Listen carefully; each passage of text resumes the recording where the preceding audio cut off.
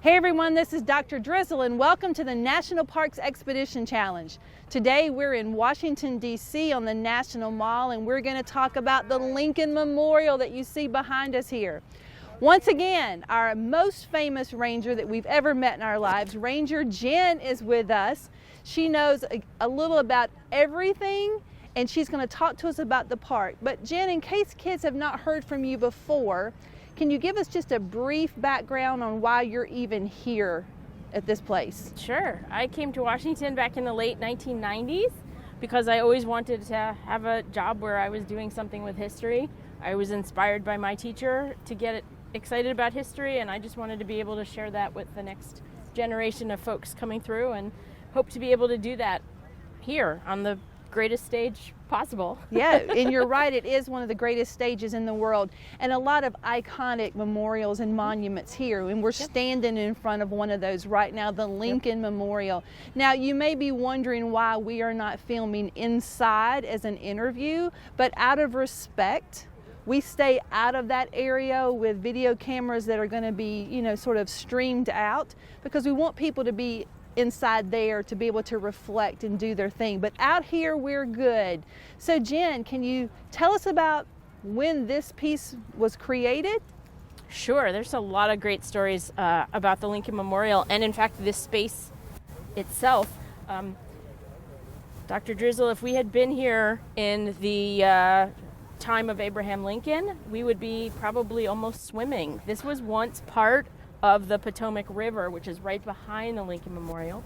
But in the late 1800s, they did what they called a land reclamation project. Look at me talking science. This is are impressive. talking science. And so they dredged the river, they dug it, they made it deeper, and they filled it in, and they created all of this land. And so this was done, as I said, in the late 1800s, and they thought, well, we have our Washington Monument, we need something special to cap off this end.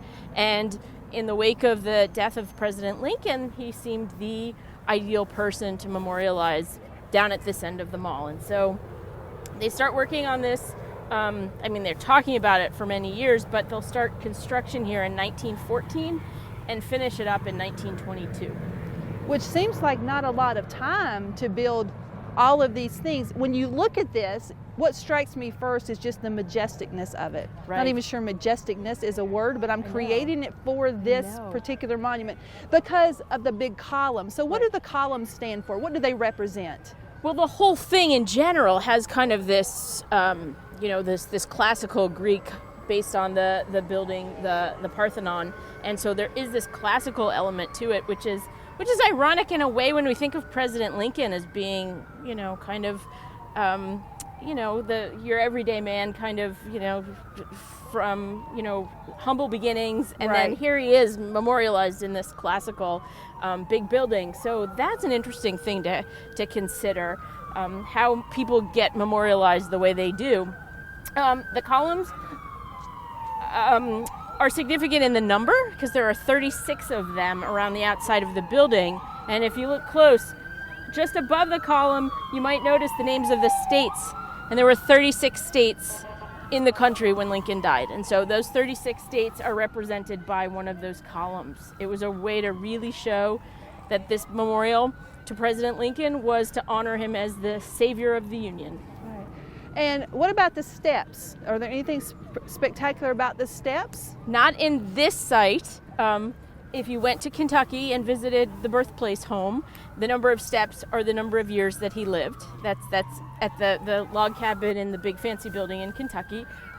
Here, they just get you up to the chamber to be able to see the statue. Which is great. Yes. So inside, which we will show some video from inside there, we have the statue of Abraham Lincoln. Right. So the statue that is there now, was that the first attempt? So the artist of the statue, the sculptor, Daniel Chester French, did most of his work from a studio up in Massachusetts, and he was in contact with Henry Bacon, the designer of the building, and his original model was a much smaller design. And so the statue today of Lincoln is 19 feet from his head to his toes, and he sits on an 11-foot high pedestal. So really, when you're standing up there, it's 30 feet up to the top of Lincoln's head. And when Daniel Chester French brought his first model here, it would have been about 10 feet, which is about the size of the pedestal. So imagine you've hiked up all of those steps and you get up there and we can just barely see Lincoln kind of through the columns there. A much smaller Lincoln would have maybe been a bit of a disappointment for such a big space. Right, for that majesticness that Yes. we talked about earlier. Exactly. What is your favorite story here? Now, I know you have a lot, but I'm going to put you on the spot. So there's so many great stories about this site, from the dedication, which happened in 1922, to the concert that was performed here in 1939 by Miss Marian Anderson, being denied the chance to perform because she was African American and she couldn't perform in a local building. She was allowed to have her concert out here. 75,000 people came to listen, and that's a lot more than would have ever fit into any building in town. And so it was really the first time this place is used as a spot to celebrate all people and commemorate civil rights and things like that. So if the kids look on our website, they're going to find the virtual field trip of Martin Luther King Jr. Yeah. So what is his connection here? Well, and this is even a great story too, in that Dr. Martin Luther King will come here for the March on Washington in 1963. But when he was a student in the maybe mid-1940s, he writes an essay where he talks about Miss Marian Anderson's concert. And so years later, he's going to write this. He'll write this essay as a child, and years later, we'll be sharing the same step. Like, it's that middle step, right where the color changes on the rock, is where our big events have been held for the most part. And so Dr. King will be there as part of the March on Washington in 1963. This whole area would have been full of people. We had 250,000 people that day, and it was just a huge event that it's just the most, probably major event of the civil rights movement held right here. Absolutely. And I know that you help sponsor a Martin Luther King reading here every year with fourth graders? Fifth graders Fifth now. graders. Yeah, they're fifth graders, and they come from one of our local schools, and each student learns a few lines, and they actually memorize it. They don't read, they memorize it. I have a dream that down in Alabama, with its vicious racists, that their governor has his lips dripping with the words of interposition and nullification. One day, right there in Alabama, little black boys and black girls will be able to join hands with little white boys and white girls as sisters and brothers. I have a dream today. So as we end our day at the National Mall, Jen, we know that we have students that are really interested in working for the national parks when they finish school. Mm-hmm. So what could they start doing right now? Can you just tell them some ideas that they could start working on? Sure. I think back to me when I was in the fifth grade. I knew I wanted to do something with history and maybe in the national parks. And my dad would go up to park rangers when we went visiting places and ask them how I could get my foot in the door someday. And I feel like, at this age, a great thing to do is just learn more and learn about the parks. Go visit with your family. Go see what's out there. Find the stories that are most exciting to you, whether it's history, whether it's science, the things you want to learn more about.